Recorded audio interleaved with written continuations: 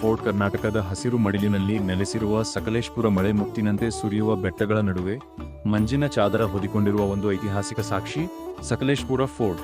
ಈ ಕೋಟೆ ಕೇವಲ ಕಲ್ಲಿನ ಕಟ್ಟಡವಲ್ಲ, ಇದು ಕಾಲದ ಕಥೆ ಹೇಳುವ ಮೌನ ಸ್ಮಾರಕ. ಸುಮಾರು 18ನೇ ಶತಮಾನದಲ್ಲಿ ಮೈಸೂರು ಸಾಮ್ರಾಜ್ಯದ ಶಕ್ತಿಶಾಲಿ ಅರಸನಾದ ಟಿಪ್ಪು ಸುಲ್ತಾನ್ ಅವರ ಕಾಲದಲ್ಲಿ ಈ ಕೋಟೆ ನಿರ್ಮಾಣಗೊಂಡಿತು ಎಂದು ಇತಿಹಾಸ ಹೇಳುತ್ತದೆ. ಸುತ್ತಮುತ್ತಲಿನ ಪ್ರದೇಶವನ್ನು ಕಾಪಾಡಲು ಮತ್ತು ಶತ್ರುಗಳ ಚಲನವಲನವನ್ನು ಗಮನಿಸಲು ಈ ಕೋಟೆ ಪ್ರಮುಖ ಕಾವಲು ಕೋಟೆಯಾಗಿ ಕಾರ್ಯನಿರ್ವಹಿಸುತ್ತಿತ್ತು. ಕೋಟೆಯ ವಿನ್ಯಾಸ ನೋಡಿದಾಗ ಅದರ ಬಲಿಷ್ಠ ಗೋಡೆಗಳು ಮತ್ತು ಕಾವಲು ಕಲ್ಲುಗಳು ಆ ಕಾಲದ ಯುದ್ಧತಂತ್ರವನ್ನು ನೆನಪಿಗೆ ತರುತ್ತವೆ.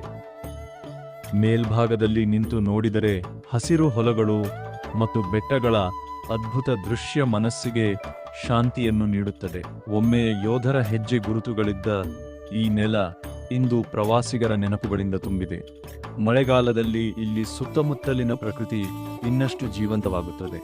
ಮಂಜಿನ ನಡುವೆ ಕಾಣುವ ಕೋಟೆಯ ಆಕೃತಿ ಇತಿಹಾಸ ಮತ್ತು ಪ್ರಕೃತಿ ಒಂದಾಗಿ ಸೇರಿರುವ ಅದ್ಭುತ ದೃಶ್ಯವನ್ನು ಸೃಷ್ಟಿಸುತ್ತದೆ. ಫೋಟೋಗ್ರಫಿ ಪ್ರಿಯರಿಗೆ ಇದು ಸ್ವರ್ಗದಂತ ಸ್ಥಳ. ಸಕಲೇಶಪುರ ಫೋರ್ಟ್ ನಮಗೆ ಒಂದು ಸಂದೇಶ ನೀಡುತ್ತದೆ. ಕಾಲ ಬದಲಾಗಬಹುದು, ಆದರೆ ಇತಿಹಾಸ ಉಳಿಯುತ್ತದೆ. ಕಲ್ಲುಗಳು ಮೌನವಾಗಿದ್ದರೂ ಅವು ಹೇಳುವ ಕಥೆಗಳು ಶತಮಾನಗಳನ್ನು ದಾಟಿ ನಮ್ಮ ಹೃದಯಕ್ಕೆ ತಲುಪುತ್ತವೆ.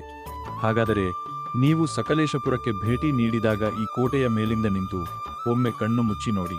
ಯೋಧರ ಗರ್ಜನೆ, ಇತಿಹಾಸದ ನಾದ ಎಲ್ಲವೂ ನಿಮ್ಮ ಮನಸ್ಸಿನಲ್ಲಿ ಮರುಜೀವ ಪಡೆಯುತ್ತದೆ. ಇದು ಸಕಲೇಶಪುರ ಫೋರ್ಟ್, ಪ್ರಕೃತಿ ಮತ್ತು ಇತಿಹಾಸದ ಅದ್ಭುತ ಸಂಗಮ.